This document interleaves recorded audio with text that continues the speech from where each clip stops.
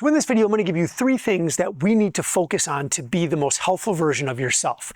And I think the big mistake right now is that there's so many different diets, so many different exercise programs, so many different supplements, so many different hacks that so many people are jumping onto these days that we really just don't even understand what it means to be healthy. Because if we did know, it would be a much more precise path forward, right? But I think what we've been taught is that really the healthiest people are just the leanest people, or the people who have the most muscle if you're a man, or the people who have a six-pack.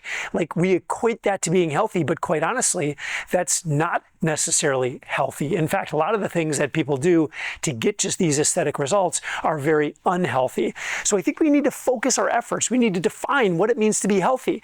We need to really figure out what that is, and then we can be very clear as to what the path is forward. And it would clear out a lot of the noise and a lot of the confusion, and instead of it being some sort of almost religious type endeavor, we can actually get down to the facts. So let me share with you what I think are the 3 most important things to look at objectively if you want to be a healthy person. Number 1 is you want great markers from your doctor. So if you go to the doctor and you have your blood work done, and you have your body fat done, and you had your body weight done, all these, there's many different markers that we can look at.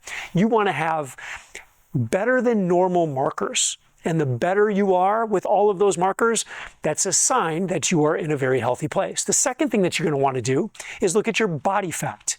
If your body fat is beyond what it means to be normal, and there is a range there, that's unhealthy. If your body fat is too low, it's also unhealthy. There is only optimal.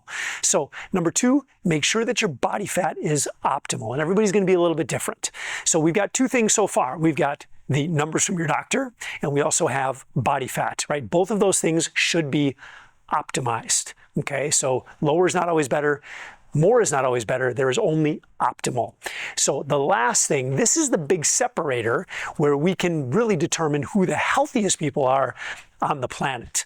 So if you want to objectively know if you're healthier than someone else, this is where you need to put your focus. And that is your physical capabilities. And in the real world, your physical capabilities are shown up as strength, your ability to move external objects, power, your ability to move things quickly, and then number 3 is your endurance. And all 3 of those things are important.